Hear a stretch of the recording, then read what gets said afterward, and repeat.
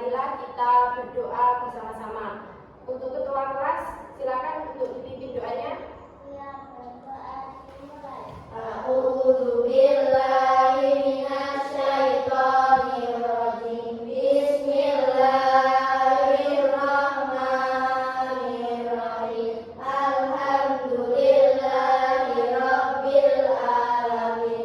Ar-Rahmanir Rahim. Maliki yaumiddin. Iyyaka na'budu wa iyyaka nasta'in. Ihdinas siratal mustaqim. Siratal ladzina an'amta 'alaihim ghairil maghdubi 'alaihim waladdallin. Amin. Bismillahirrahmanirrahim. Raditu billahi rabban wa bil islami dinan wa bi Muhammadin nabiyyan wa rasulah. Rabbi zidni ilman warzuqni fahma. Amin ya rabbal alamin.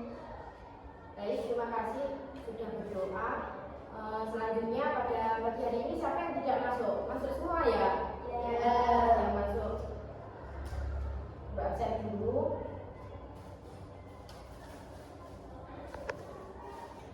Baik, hari ini anak-anak masuk semua ya di kelas 3 ini.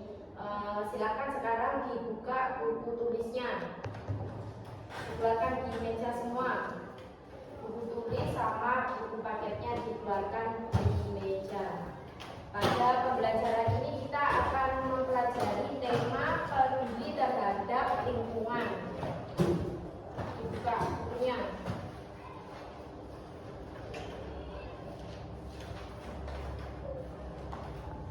Nah, di sini nanti Ibu akan beritahu kepada anak-anak tentang contoh-contoh benda yang kotor atau yang bersih yang ada di lingkungan sekitar kita. Terus di situ di bawah itu juga nanti buku dijelaskan apa sih yang dimaksud menjaga kebersihan lingkungan, terus menjaga lingkungan hidup agar tetap sehat, dan contoh-contoh sampah-sampah yang ada di lingkungan sekitar kita.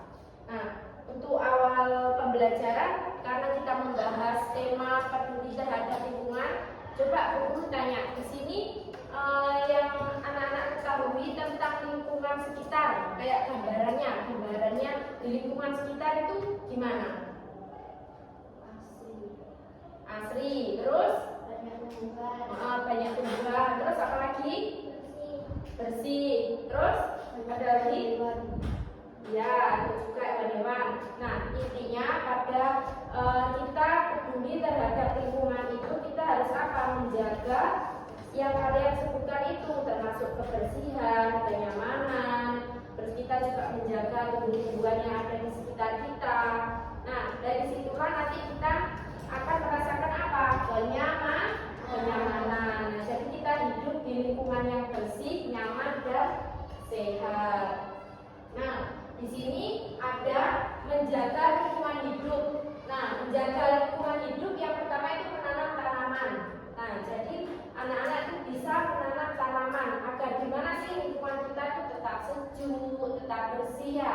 Kalau banyak tumbuhan, banyak tanaman di lingkungan sekitar kita, otomatis kita akan merasakan kesejukan yang lebih daripada yang tidak ada tumbuhan dan tanaman.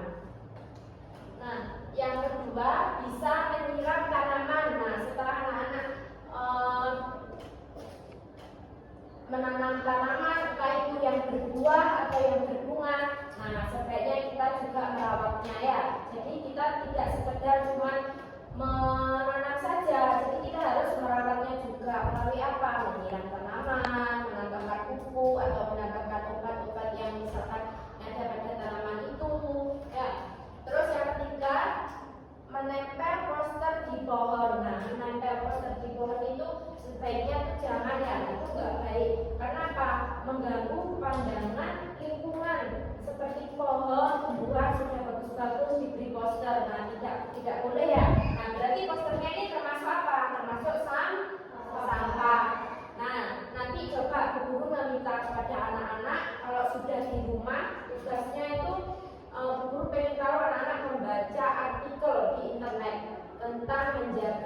kebersihan lingkungan.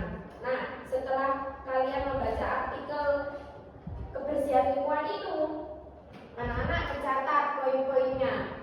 Apa sih yang bikin tumbuhan atau lingkungan itu tetap bersih? Nah, itu dicatat poin-poinnya apa. Terus cara merawat tumbuhan, cara merawat lingkungan itu apa saja. Intinya kalian nanti merangkum apa yang lebih penting dalam artikel menjaga kebersihan lingkungan itu. Nah, terus tidak boleh membakar pohon di hutan. Nah, kalau membakar pohon di hutan nanti akibatnya apa? Hutannya jadi kebakaran, jadi kering. Nah, akhirnya gak rimbun ya, gak seperti semulanya. Nah, itu gak baik, gak boleh kita lakukan seperti itu. Menebang pohon sembarangan itu gak boleh. Akibatnya apa? Tanah longsor, nanti banjir ya. Gak boleh. Kita sebagai makhluk hidup di bumi ini kita harus pintar-pintar menjaga lingkungan. Enak, senangnya, nyamannya nanti kita sendiri yang merasakan. Nah, seperti menjaga kebersihan lingkungan untuk siapa? Untuk bumi yang lebih baik, untuk bumi yang lebih baik. Nah, contohnya daur ulang plastik, membersihkan lingkungan di sekitar. Nah, jangan membuang sampah sembarangan, apalagi anak-anak ya yang sekarang yang ada di bangku SD ini yang biasanya belum mengerti harus membuang sampah pada tempatnya. Setelah membeli kue, membeli apapun itu, bungkusnya harus dibuang di tempat sampah. Terus kurangi menggunakan plastik sekali pakai. Ya, harus menggunakan apa? Kalau misalkan anak belanja di supermarket bawa tas sendiri seperti bag kain itu kan bisa digunakan berkali-kali ya, bisa dicuci lagi. Nah, jadi kita mengurangi plastik. Nah, contoh-contohnya apa sampahnya itu yang ada di lingkungan seperti sampah plastik. Nah, sampah plastik itu disebut apa sih?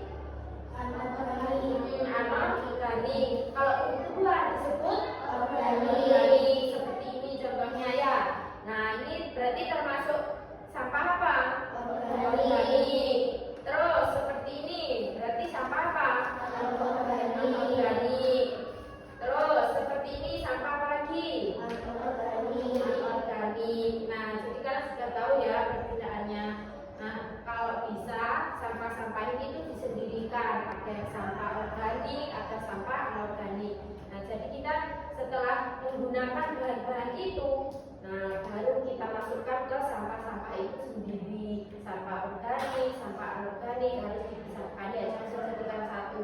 Kalau kita dijadikan satu, nanti sulit mengurainya ya. Akhirnya sampah-sampah itu menjadi tumpukan yang banyak dan menjadi bumi yang gak bersih. Nah, jadi kita harus menjaga kebersihan lingkungan. Kita harus peduli terhadap lingkungan.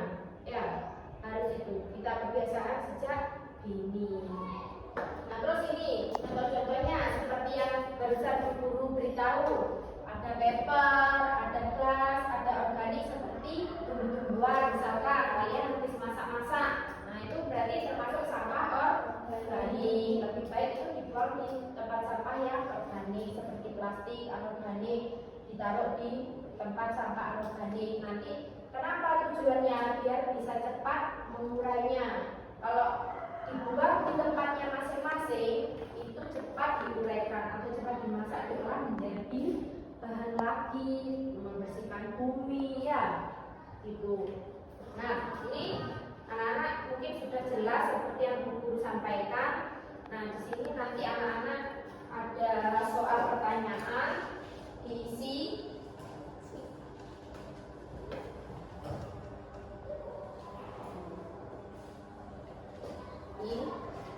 Nah, di situ ada pertanyaan yang sudah Bu Guru jelaskan barusan. Jawabannya itu sudah ada tadi. Kalian memperhatikan berarti sudah bisa ya.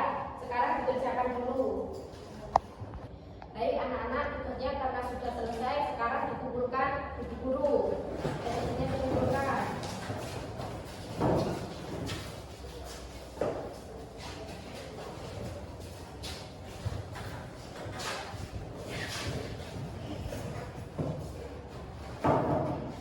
Nah, ini tugas anak-anak sudah selesai.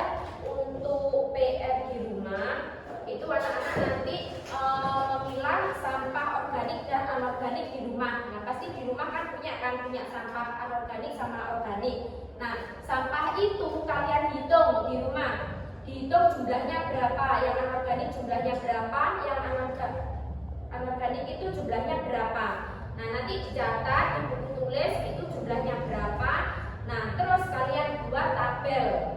Dibuat tabel ya. Nah, jadi nanti dibuat tabel seperti ini. Misalkan tabelnya seperti ini.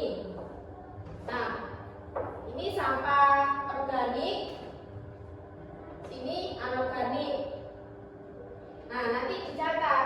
Misalkan di organik itu ada misalkan 10 macam sampah di rumah kalian. Nah, nanti dibuat tabel gini ya. Nah, gini. Ini ditulis 1, misalkan sampah apa gitu. Terus anorganiknya juga apa. Seperti itu ya. Kayak kemarin pas waktu guru jelaskan ya. Nah, paham?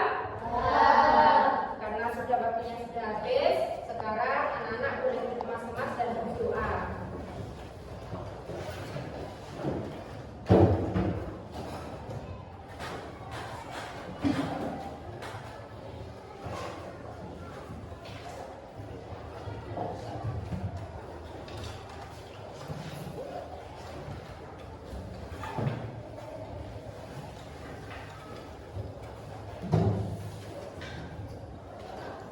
Baik, silakan untuk ketua kelas bisa berdoa.